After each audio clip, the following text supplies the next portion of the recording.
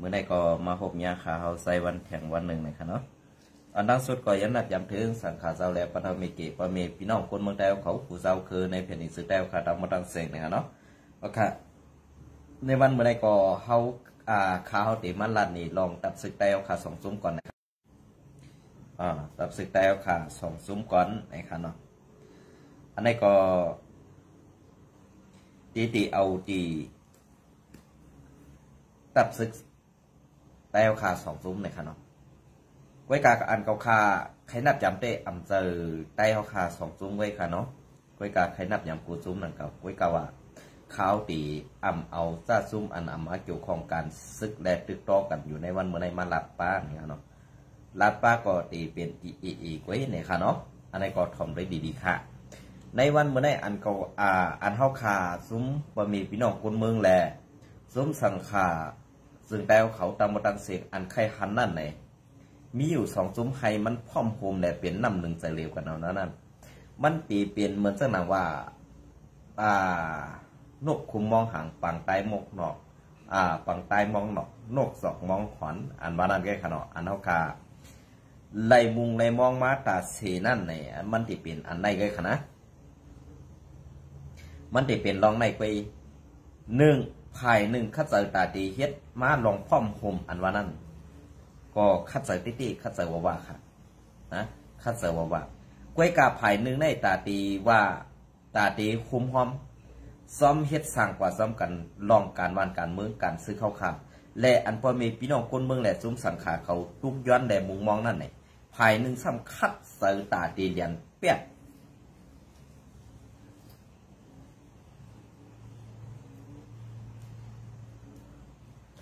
ตาตีเรียนแปดซุ้มสังขาแหลกวนเมืองแหลซุ้มซึกไผ่หนึ่งอันในคัดเสริมมาตราสีครับนะอันในก็มีข่าวออกมาแทงเย้าค่ะว่าอันในก็ติดลัดป้าซื้อเย้าค่ะกำไรหนึ่งภายRCSตาตีเฮกังตาตีคุมมือกันสีตึกโตเอากูควักมึงเหมือนเจ้าหนังมันเขาอ่ำตึกเสียตาเขาตีเอาการมึงเข้าตึกในรถต่อสภาอันวันนั้นภายRCSเขาหลัดแตกๆแรงๆค่ะกล้วยกาภายอันซุ้มซึกSPPเขาอ่ำหลัดแลอ่ำเฮ็ดจ้อมหนังคอตกลงตีไหลใจกันนั่นขาเขาก็ได้ออกมาหลัดนี่เหมือนเจ้าหนังในซุ้มโคเขียวSPPนี้ว่าRCSลงในมือกึตึก NCAC ย่าลองพ่อมห่มไตต่อไตนี่อันในเขาคาใครคู่ให้แกว่าลงในมือกึตึก NCA แหละย่าลองพ่อมห่มไตต่อไตนั้นมันเป็นจุดหรือมันเป็นตอนหรือมันเป็นป๊อดหรือเนี่ยให้กวนหมอทัดสางในมุกจุ่มโคเขียวSPPเขานั้นมาตอบปันความถามแหละมาตอบปันพอมีพี่น้องคนเมืองคือพอไหลคู่แจงแรงกว่าวันตาเมื่อนานนั่นสองเตมีเจ้าเลยค่ะให้สองเตมีเจ้าเลยคัดมันนั่งเปียนาเปียตาเหตุต่างลงหนีคนเมืองลองอันจื้อลองอันเจอลองอันไรเฮ็ดสั่งมาเข้าตั้งหึงลายปีเมืองในนี่มีเจ้าเลยตีออกมานั่งสีหลาดเหมือนเจ้าหนังกวนอันว่ากวนขี่ขาเปิ้นเมืองไทยในนี่จ่องเฮ็ดไรค่ะส่องเฮ็ดไรค่ะเพราะอ่ำเฮ็ดไรในอย่าปีนี้ว่าซุ้มขี่ขาเมืองไทยในเสือให้ป้ายสีซุ้มโคเขียวSPPเนี่ยอย่าพิลาดออกมาติขาเกาขาเป็นกวนเมืองกุ้ยก็เกาคาเพราะไอเตียนสุยเย้าเนี่ยค่ะเนาะในวันเมื่ออันเกาคาไรยินมาแทงในวันเมื่ออันกวนในซุ้มโคเขียวSPPเขามังก็มังเจ้าอันว่าเป็นเจ้าซึกนั่นค่ะเนาะลาดมาว่าเฮาได้อันเอาเย้าเมืองใต้เนี่ยไรก็ไรก็เย้านี่พอเฮาไรเฮ็ดไปมากมีปุ่นส่วนตัวเฮาหลอดเดียวก็พอเย้ากวนเมืองอันว่านั่นเฮาเดียนมาปีเย้าเข้าหึงเย้าเฮาตีเดียนแดเซอร์อาณาเต็กเด่งกว่าแทงนั่นตีเป็นสังอันว่านั่นไล่ยินออกมาตีซบเจ้าซึกอันเป็นเจ้าซึกไว้ในมุกจุ่มโคเขียวเจ้าหนึ่งนะครับเนาะอันใดก็ข้าเฮาตีเป็นลัดซื้อมันก่อนแทงอิดมาหนึ่งในข้าเฮาก็ตีลัดนี่อำหึงอำนาจนะคะอำหึงอำนาจในตีไรหู้ไรหันกันนี่ก็เปิดซึ่งนั้นแหละอันตีไรหู้ไรหันกันกว่าแทงในเป็นเสื้อหือขลาก็เพื่อว่าการอันที่เขาเฮ็ดอยู่ในเขาเฮ็ดไปหมักมีปุ่นตาตูเศร้าเก่าแล้วป ปุ่นตาหน้าเฮือนตัวเจ้าเขาไปในวันเมื่อได้อันเลียนว่าอันเลียนพอมีพี่น้องคนเมืองมาปียาวเข้าหึงแดนเลียนจุ้มสังขาเขาเจ้ามาปียาวเข้าหึงซ้อมตั้งหนึ่งรองบ่อ่ำเอาการซื่อสัตย์มาออกลาดเป็นนาตือเพราะในสื่อตีเก็บซึกอ่ำไรตีย้อนซึกหยาบอันได้แหละตีไรเซอร์อ่านหนาติ๊กติ๋งเข้าแห้งสื่อสั่งไรมีลูกน้องตะเปมาอันไหนค่ะข้อที่หนึ่งข้อที่สองป้อเขาอ่ำลาดว่าตาตียิบกองเสียเหตุการตาเสื้อสัตว์ลูกขึ้นปูเขียนเพราะในสื่อเขาก็อ่ำจ้างเอาเงินเอาเข่าตีเลยใส่ซบใส่ต้องแหละเลี้ยงป้าปอมีปีน้องซื้อคือเขาอันไหนเป็นก้นลงในมุกซุมโคเขียวเขาว้วนสีเฮ็ดมาตาสิปูนตาปอมีปีน้องคนเมืองใต้ค่ะตีอ่ำหู้อ่ำหันจอมอันวันนั้นในวันเมื่อได้อันตีมันแตกออกมานั่นอ่ำจะว่าแตกออกมาตีกวนเมืองปองใส่ฮื้ออ่ำนั้นตีกวนเมืองหู้หันมาแลอ่ำฮัดลาเธอแหนมใจมันแตกออกมาตีในซบในออกอ๋อผู้อ่อนหูในมุกซุมโคเขียวนั่นกำสื่อขาในวันเมื่อไหร่กำในพอเปลี่ยนในบ้าเย่าเข้าขาพอมีพี่น้องคนเมืองแหละจุ่มสั่งขาเจ้าเขาตึกตีทุกย้อนอยู่ในขาอย่าปีทุกย้อนเห่าขาลองในลองพร้อมผมในเผอเปี้ยของมันอยู่เผอตึกไว้มันตายในอันได้เผออยู่ลายเหี้ยวก็เรียนกินข้าวก้นเมืองก็เข้าปางตึกตีเลยให้มากองแก๊สคอมันตีนั่นเนี่ยอันได้เป็นร่องยีเศษปุ่นตาเข้าขาย้อนสู้ไปพี่น้องใต้เขากำปนำอันเป็นพระกาก้นเมืองกอดีอันเป็นจุ่มสังขาเจ้าเขากอดีในวันเมื่อได้อันเขาหยุ่มยำนั่นเนี่ยหยุ่มยำลองวันหยุ่มยำลองจัดหน้าหยุ่มยำไม่ลองจัดหน้าจัดในเขาเฮ็ดกู้สู่ตั้งหนีไว้น้ำในเขาเพราะจัดหน้ามาเขาตีเลยโต๊ะตั้งโต๊ะตีดีทอดีเมียดเนี่ยอันจุ่มสังขาเจ้าแหละพอมีพี่น้องก้นเมืองเขาเลยมุงมองแหละเลยด้วยหันอยู่นั่นเลยว่าเป็นลองอันเขานอนผันกลางวันก็ว่าอะไรค่ะก้อยการลองอันเขาตีเฮ็ดกู้สู่ตั้งดีไว้จัดในนำกามีการหลูจัดในนำเหี่ยวก็ไปจัดหาเก้าข้ามไปเลยหันเผออันดีกว่าเฮ็ดกู้สู่ตั้งดีไว้จัดในสัตว์หน้าอันมันตีเลยตายเหี่ยวก็เกิดขึ้นมาเปลี่ยนกู้นั้นให้มันก็เลยดีได้เปลี่ยนให้ก็เลยเป็นสัตว์ที่กว่านั้นมีก็เลยต้องจัดค่ะอันนั้นค่ะอันได้เป็นที่เฮาคานอนผันแดอันอ่ำเป็นมาเลยในจัดปันกวนเฮาคาอะไรตี้ๆนั่นเนี่ยเฮาคายุ่มยำอันได้ค่ะพี่น้องใต้เขาเหมือนเจ้าหนังในจุงโคเขียวเขาในอ่ำยุ่มค่ะลองเสื้อในลองศาสนาเสื้อในลองพูดท่าเสื้อในเขาอ่ำยุ่มค่ะเขายุ่มยำว่าเพราะเขาเสื้ออาณามากองเขาได้เตะไหลเงินมาแน่นอนอ่ะเพราะเขาเอาเงินเขาได้กว่าดูดีจ้องหมุนเจ้าฮื้อกว่าดูดีสร้างศาสนาฮื้อเนี่ยอันนั้นหูกาเงินในถุงในทองเขาตื้นติเลยยดย่อมกว่าอันไหนเป็นในมุกซุมโคเขียวเขาวนแหละเฮ็ดอยู่ในวันเมื่อไรค่ะนะกำในนางฮือเตอำเป็นไรนางฮือเตมีกำในเขาก็จะบีบยันซุมสังขาเจ้าเขาอันอยู่ไว้ในนาตีมุกซุมโคเขียวเขากุ้มกำนั่นหนึ่งเผอสารคัดได้อำเป็นใจเขาเผออำเสือให้ป้ายสีไผ่อันเขาสั่งนั่นนี่จะเป็นผู้เขียนเขากว่าสั่งว่าเจ้านั่นปาในลาดไว้ว่าอาเซียเปลี่ยนเสื้อไหนจุ้มไหนเปลี่ยนเสื้อไหนก้นก็ไหนเปลี่ยนเสื้อไหนไหนเปลี่ยนใจเขาเพราะไหนเสื้ออันนั้นตีเลยนางจ้องกว่าแยวเงินเป็นก่อเป็นกำก่อตีเลยเอาอาบปันกำในเจ้าเสียอันเขายุบยองมอบอาบปันเสื้อนั่นในซ้ำตีเลยเปลี่ยนกวนยาศาสนาค่ะกำในกวนยาศาสนาในเสื้อหือขลาเนี่ยกำในพอมีเงินมีกามาในเมืองไต้ค่ะกำในตีเฮ็ดเสื้อหือค่ะอันในนาทีคุยเขียวขคุ้มกำนั้นตีไรเรียนนางยิงตีไรเรียนนางยิงจะไหนเป็นกวนยาศาสนาขาครับเนี่ยอันนี้พี่เขาคัดเจอเฮ็ดแหละแต่กวนเมืองเขาขาตีหันพิษจุ่มศาสนาแหละเดี่ยมไก่ใครกำเทียมศาสนาก็อยู่ในนาทีคู่เขียวขันในวันมื้อนี้อันเดี่ยมใครเข้าโฮมโคไล่ได้ใครเฮ็ดจอมลองทุกย้อนพอมีพี่น้องกวนเมืองแหละจุ่มสังขาเขาในวันมื้อนี้ก็เปลี่ยนกวนหลงไผ่คู่เขียวขันในวันมื้อนี้กาโคไลอาเซียนเขากาใครคัดใจค่ะในวันเมื่อไรโลคัดใจเอาลองอุบโอในจมโคเขียวลองกว่าย้อนตั้งหันถึงแหละตาเตอุบโอในจมโคเขียวนั่นโลเลยมีเอาค่ะก่อนนั้นแหละในวันเมื่อไรลงไรมือคือตึกเสียมกาอันเฮ็ดดิกผืนปลอมอยู่เจ้านั่นอันเป็นสายข่าวปันเขาอยู่เจ้านั่นเนี่ยอยู่ไว้ในเมืองไทยเปลี่ยนก้นกำเทียมสู่เจ้ามังซุ่มค่ะกองการเดลัดเนี่ยในจุ่มอาเซียน เอาลองเงินต้องในซอยแถมในมุกซุ่มอาเซียนหนังหือตีไลลองตั้งลองตั้งอันว่าอาเซียนมีลองกินย่ำเข้าได้ซอยแถมกว่าซึ่งนั้นเข้าแล้วซึ่งไหนกำในไหลใบยุกยองมาใบยุกยองนั้นเอากว่าต่างลงหนังหือกวนเขาตียุ่งเสื้อไหนเปลี่ยนบางซุ่มค่ะไว้กาซุ่มลำเฮ็ดก็อย่าพิจารณาจุ่มไหลกินทุนก็ต้องมันตีข้นไปในวันเมื่อไหร่โอคาติรัตนี้ลองดิกปืนเผาสังสิงจะไหนมันออกมาดีเลยล่ะมันออกมาดีเลยล่ะมันออกมาดีอันเขากว่ากำแถมกวนอันกำแถมมัน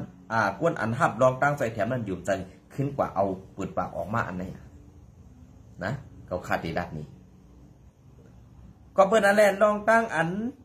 ลองใจแถมสังสิงจะในป้อมจะกวนไหวใจเต้ๆเนี่ย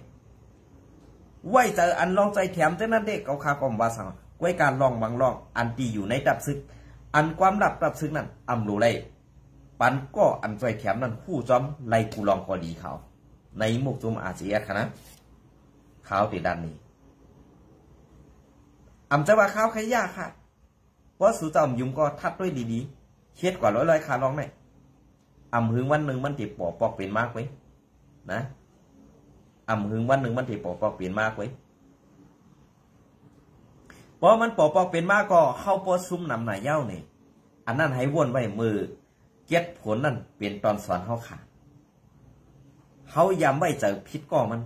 เขายำยุ่มยำพิษโกนมันแหละเขาเลยซุ่มกว่าเขาลองเลยนะอันนี้ได้อาเซียนใครยุกยอมเจ้าหือก็ยุกยอมค่ะในวันเมื่อไรก็คัดตึกขันดีกำแถมว่าลองการอุบโอการเมืองเอาปังตึกเป็นการซึกแกดิบนั่นเป็นอันดีที่เดียในวันเมื่อไรผู้เขียนอาเซียนมีมานคุยอันเป็นผู้เขียนจุ่มอาเซียนมีแอดพีพีทีเอ็นเอลเอ็มเอดียูดับเบิลยูเอสอันไหนที่เป็น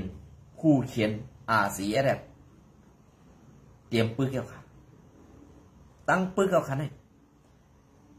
กำในอาเซียนในซ้ำดีไว้เป็นพาเป็นผู้เขียนเขาจะได้เพราะเป็นผู้เขียนมันโมดขนาดจุ่มอาเซียนทำมีจุ่มเดียวไปกำในจุ่มยิบเจ้าจุ่มยิบกองกลางเจ้าคืออันอยู่ไว้ในเมืองใต้แหละอันเขาฆ่าไปลัดป้านั่นนี่จ้าในเดอุบโอกันไรฮือนั้นตีอุบโอไรฮือเมื่อเดี๋ยวได้มันไปปอกสังเปลี่ยนมาก้วยกาเขาฆ่าก็เตรียมลัดป้าจากเขาเสนอก้วยกาอันเป็นผู้เขียนอาเซียนแหละใครปันตับซึกอาเซียนขึ้นใหญ่ขึ้น1 ว่า2 แอปปี3 มัน4 ทีเนล5 เอ็มเอดีใน5 ซุ่มเลยตื่นเตรียมใครมีอาเซียนกอบสังกำในเพราะว่าซึกขางเขาซุ่มเมืองกว่าซุ่มนาทีเปลี่ยนปัดเปลี่ยนตอนแต่กว่าในเมืองใต้ยาวปานซึกอันที่เขาซุ่มนั่นปาซึกว่าแหลกกว่า10 กว่าวิดซุ่มซึกขางเลยยอบเลยตัวรีบซึกขางตั้งนำมันก็เปลี่ยนปาซึกว่ากำในซึกว่าตีมักมันอาเซียนได้เป็นผู้เขียนอยู่5ตีมักมันว่าอาเซียนนั่นเปลี่ยนก้นขางนาทีอยู่5เนี่ยอยู่ที่ซึกขางวนซึกขางในซ้ำก่อหุ่มห้อมจอมปีดีเอฟซีซ้ำตึกปลาปีน้องไต้เดียงขาในวันนี้มันลามกว่าที่เดียวกำในเพราะว่าซึกขางในยอมอุบอูจอมซุ้มเทียนเนี่ยแดดซุ้มอยู่ WSA เพราะในซึกขางในก็ตีโต๊ะตีนางลำบากตีเลยเอานาตีตัวเจ้าก่อนนั้นตีได้วางกองตั้งหมดก็เป็นไรขาซุ้มซึกขางนะอันนี้ไปด้วยค่ะเพราะเลยว่างกองก็ตีอะไรเหมือนเส้นหนังซุ่มซึกโคเขียวผีในไว้ตีอะไรเป็นคาเส้นรีบเปื้อนให้นั่นไปเพราะสุจอมยุ่งไปด้วยค่ะในวันมื้อนี้เขาคาลาดในซื่อๆในการลูกพื้นลูกพื้นอยู่ในวันมื้อนี้เผยล่ะมีแห้งใหญ่อันในหัวหน้ามุกซุ่มFPNCCนะเป็นว่า UWSA ว่า UWSA เนี่ยมันก็ไม่มีจุ่มเดียวไปกับมันซื่อจุ่มเดียวเฮไล่เฮ็ดไล่สร้างก็ตีได้ถอมเอาตีคอที่สั่งหูเป่าก็เดียวเฮ็ดปากไหมก้อยกันในวันมื้อนี้ถามว่ามันเปลี่ยนจุ่มเดียวกันอยู่5ในมันเจอจุ่มเดียวกันค่ะเมืองโตนเปลี่ยนจุ่ม1เมืองย้อนเปลี่ยนจุ่ม1เมืองปางซังเมืองปอกเขาจะไหนเป็นแห่งจุ่ม1เขาเป็น3จุ่มค่ะก้อยกับ3จุ่มในเขา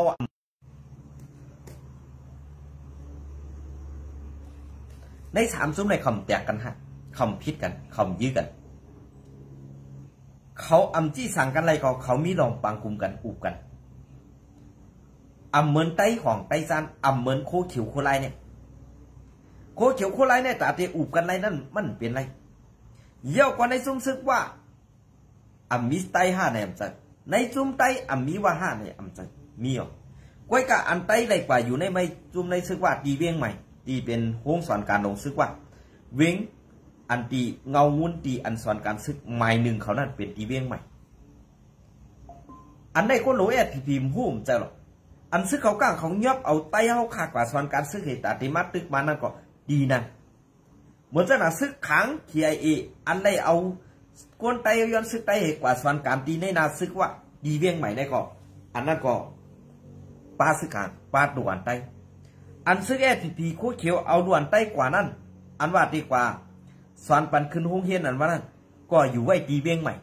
อันดีเป็นดีพึกการซึกหมายหนึ่งของว่า UWS อีกดีไหนค่ะนะอันได้อันจะว่าอันที่ซึกโคเขียวเขาไม่เอาล้วนกว่ามืออาซัก5 ขบ6 ขบขึ้นนั่นจะว่าเขาเอากว่าตาดีขึ้นเฮียนสอนดิก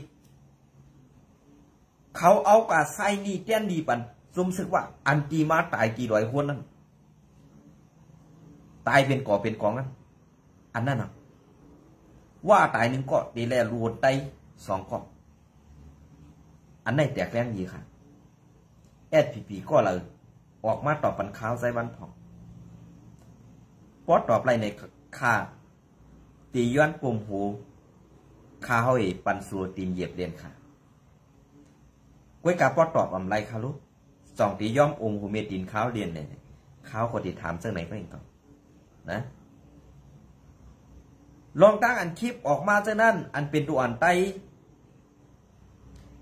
อันเป็นเต่ายินหืออันเป็นติ๊กตอกอันเป็นว่าเขาเรียนนั่นเลยลูกอ่อนไตอันสอนการแล้วลาดหยักเฮ็ดจอมขอจี้สั่งเขานั่นอาสาก10 ขวบถึง15 ปีนั่นไล่ใส่โซ่เจิกเด็กที่ลามไม่ไหวเข้านาซีซัดอันได้ซื้อโคเขียวหุ่มหันจอมมันเป็นไรหรอกก็เปิดซื้อโคเขียวนั่นเป็นก็เอากว่าอับสร้างมีปันเปิดใจขึ้นใจในขึ้นก็บ้วนด้วยกันเลยนะลองได้อย่าปีมุมมองเยาค่ะว่าSPPเดมาเข้าห่มอุบโอจอมอาเซียอะไรอย่าปีมุมมองค่ะ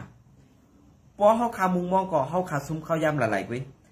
อันที่SPPเขาเฮ็ดอยู่ในวันเมื่อในสว่างเขาเฮ็ดตากวนมึงเขาเฮ็ดปูนตาหน้าเฮือนเขาแหล่เฮ็ดปูนตาไปหมักมีเขานั่นไว้นะอันเดียวลูกน้องตะเปเก็บเอาซึกหานอ่อนจันปะไตลงมาให้ปันยิบพงจังนั้นก็ปือว่ากูเปิ้นหู้ลอกไล่แผนการเกียกเขาแหละเขาปันลูกน้องตะเปเขาไล่ยิบจังนั้นไปอันไล่ยิบนั่นเป็นก็อันเขาสั่งไล่สอนได้แหละเขาปันยิบไว้เนี่ยอันได้ให้ป่องเสยทีในค่ะนะเพราะว่าคำพองนั่นว่าลูกเขาได้เป็นอยู่ในโคเขียวสูหลาโคเขียวติ๊กอันว่านั้น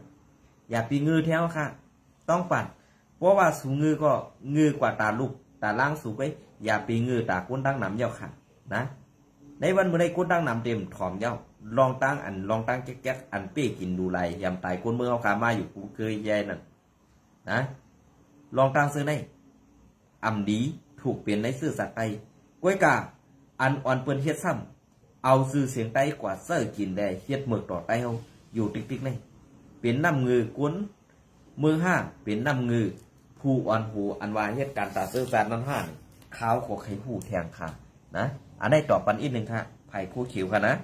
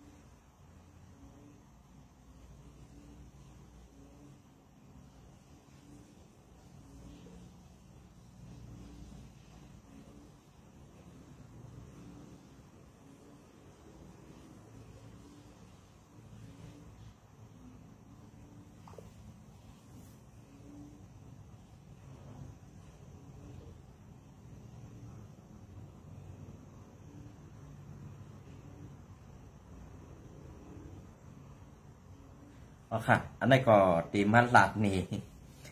เจ้าหน้าที่ไผ่ไทยเขาปิก8 เสียนตังการไปมักมีซุ้มอย่างซุ้มไหว1นะครับเนาะอันนี้ไหว1ก็เป็นของ เป็นของใหม่อันออกมาใหม่ในนาตีคู่ QSP และ UWSA เขาด้านขนาดเนาะอันนี้ก็เมื่อในวันที่23นั่นขนาดเนาะเมื่อย้อนน้องค่ะจะเมื่อในวันที่23เจ้าหน้าที่ไผ่ไทยเขายึดไล่นะครับเนาะยึดไล่ยามากนะครับเนาะย้อนน้องค่ะกำค่ะนะ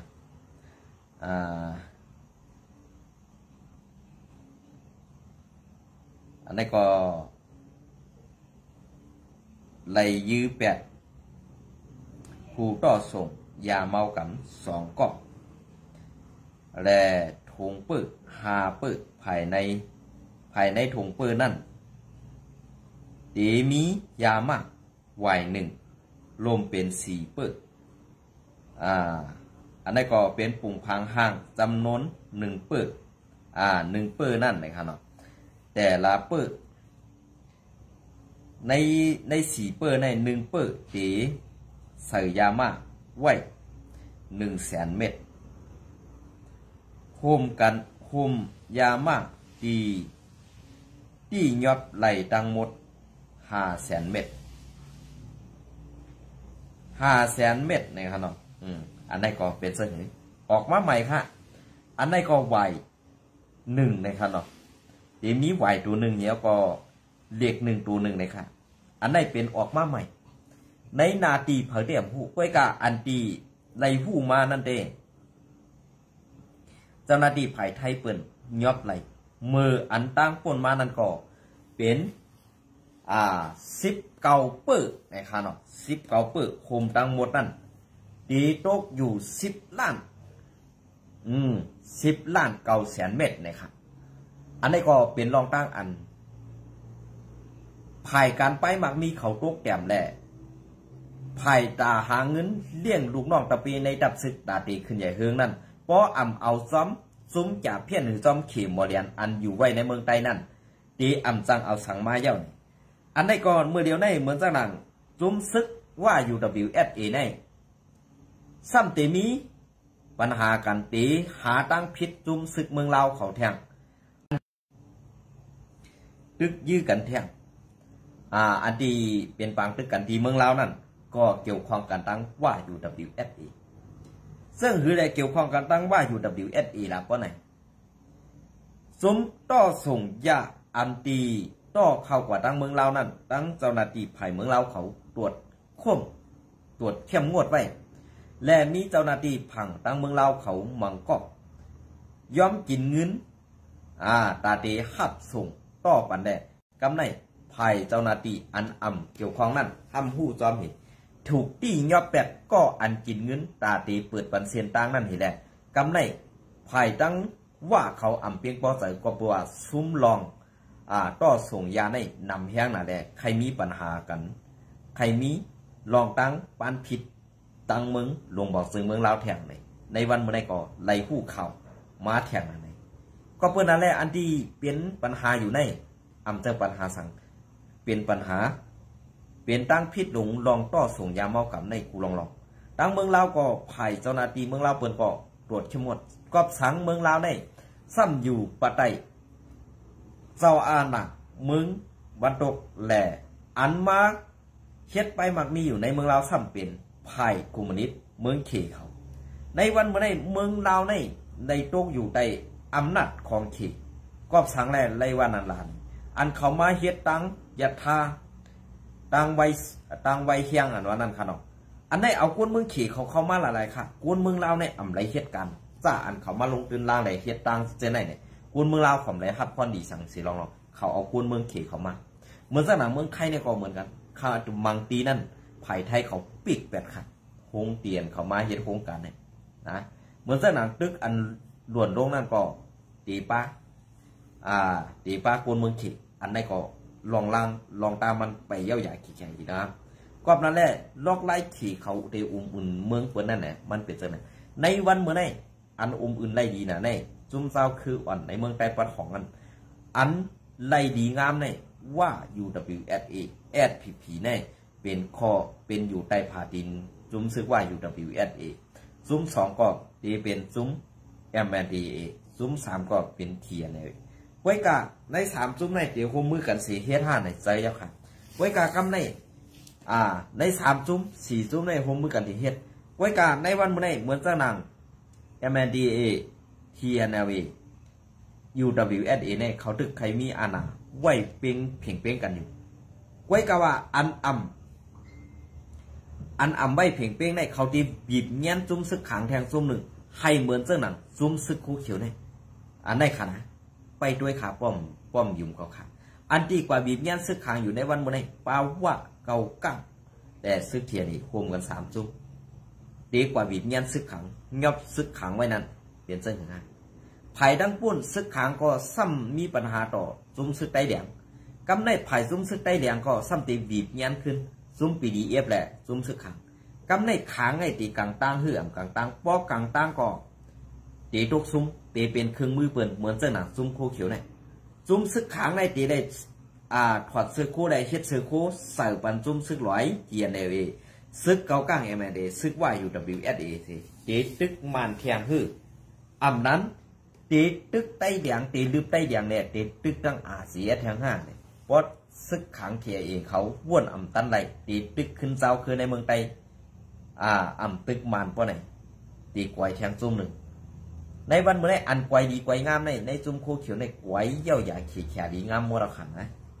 จางเฮคือเยอะ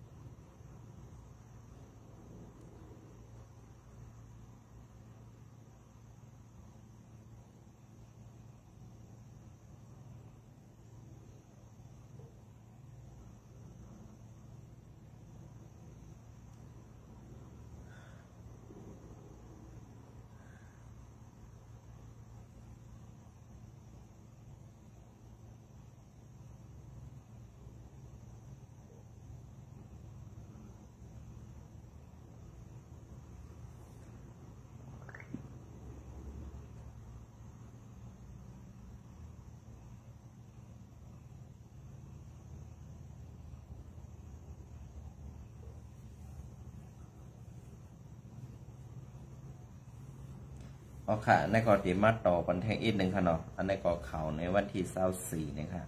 อันนี้ก็อ้างอิงมาดีงอทางเสียงใต้เนี่ยค่ะเนาะอันนี้ก็จ้องขิวคำย้อนเมตตาถึงตับซึกหลอยอย่ามาแค่ปางตับ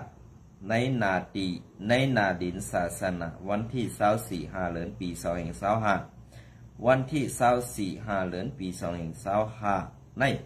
จ้องเขียวคำอันมีดีวันไม่ตีเว้งหนองเขียวเมืองไต้ปอดของออกข้อปืนเผาย้อนเมตตาถึงตับซึกร้อยเทียนยาวอย่าให้มาแค่ปังเสาตับเอาดีอยู่ไว้ในวัดจ้องเขียวคำอันเป็นดีลิ้นศาสนาในเย้าในข้อปืนเผาเตรียมหมอกไว้วัดว่าวัดว่าผาสื่อย้องเกี่ยวคำแด่ดีลินตั้งกว่าง 4.75 เอกานั่นยึงอันปุนตาตีเหตุการศาสนาการปริยัติที่ปัดไหนเสเศร้าตาหน้าตั้งไหลไล่ห่มพร้อมกันขามเสียงเงินแสนหอมอ่านโหยเฮงสีก็สร้างดูตันหยาดน้ำไว้เย้าอำเจ้าปุนตาซุ้มยิบกองกลางเข้ามาชาปังตับสีเฮ็ดปังตึกซึกสื่อกอบนั้นอำต้อนยำปันขว้างปันตีอยู่ซุ้มยิบกองกลางซุ้มไหลมาอยู่เศร้าไว้กะย้ำเดียวเลยยินเข่าว่าตับซึกร้อยเทียนเขามาชาปังเศร้าตับ เอาตีอยู่ไว้แหล่ยินเสืออำดีเตเตตั้งวัดอำจังปันขว้างปัญหาเปสนาอันสืบตามลำเปลี่ยนมานั่นอำเกี่ยวข้องสั่งตั้งวัดจ้องสั่งว่ามีมาลองลู่ซุ้มในซึ่งเป็นปุ่นพรมุกซุ้มอันเกี่ยวข้องไว้ในเย้าจ้องเขียวคำนั่นไล่หับใจแถมไว้กวนไปผีปังตึกหมอกเหงไปในเลือนทนหาในกวยป่นมาวันที่18กวนไปผีก้อนหนึ่งอันตีมือเฮ็ดให้เฮ็ดส่วนซ้ำยายือแหล่ไล่ลู่ไตทางตีมือในวันที่14นั่นก็กวนวันกวนวันสามใส2ก็ยายื้อตาก้อนหนึ่งลู่ไตตาก้อนหนึ่งไล่ยศยาตูไว้ย้อนปืออำมีลองผมลมแลสังขาแลกวนไปเพเขาไล่สืบไปกว่าอยู่แทงต่างตีในอยู่เย้าอันนี้ก็เป็นเจ้าเสียกงเขียวคำสีวิ่งลองเขียวย้อนตุกย้อนตั้งย้อนตั้งเมตตาตีจุ่มซึกลอยในซองจะเป็นไรในวันเมื่อได้ซึกลอยก็เอาอาณาซึกกามันไข่ตึกอ่ะมันตื้นเป้อะไรหรอกนะมันตื้นเป้อะไรก็สั่งอะไรมันเป้อะไรเนี่ยในวันเมื่อได้เปิ้นเปลี่ยนเจ้าอาณาไว้กามันซ้ำเปลี่ยนโจรอันมากจวนยากในนาตีอันเปิ้นอุเปิ้นนั่นกวยเฮ็ดจังนั้นแหละตาว่ามันเตียวอ่องเป้อะไรกำสื่อในนั่นอยากเพราะว่ามันอ่องเป้กว่าเต้ๆเนี่ยเผยตีมาสวยมันหรือเสเคอัมมีอันนี้ก็ก้อยกาว่าสังว่าเคจอยมันไหนก็จุ่มซึกโคเขียวตื้นเตะอำไรมีซึกยับอันไหนก้อยเพราะว่าซึกโคเขียวตึงมีอยู่ซึกลอยก็ตื้นเตะอำอองเป้ไรอันไหนค่ะนะมันเปลี่ยนเสื้อไหนเพราะว่าซึกโคเขียวตึงมีอยู่ซึกลอยก็ตื้นอองเป้ไรเยาก็ซึกมันและซึกโคเขียวเผยเปลี่ยนก้นจอยเผยในวันเมื่อไรก็หันกันอย่างนั้นอันไหนได้ขึ้นกว่าทัดด้วยค่ะปีน้องลอยก็มีเนื้อเดือดใส่ใจสู้ด้วยละเมืองไทยในมือกูปอกในมีปีน้องลอยมือเลี้ยวในกว่าตั้งหลายก็ปีน้องลอยเขาคาคอเตรียมเหมือนกันทั้งปีน้องไตเขาค่ะนะในวันเมื่อในให้ป่องใส่ที่ในอันในก็ผักไว้ปันให้วนกันค่ะเนาะไรเซ่จุ่มปีน้องสาวคือในเมืองไทยเขาค่ะเผยใครหับบ่หับเพิ่มเปลี่ยนใส่ข้าวเพิ่มหักข้าวมันเปลี่ยนสั่งก้วยกาให้หักแผ่นดินศาสนาวันเมืองเขาค่ะคือเพราะอะไรอยู่กว่าวันตาเมื่อนานนั่นให้มันปองว่าเสื่องนั้นในขนมยินจมเนี่ยไม่ทรงกูก็ขัดไม่ทรงค่า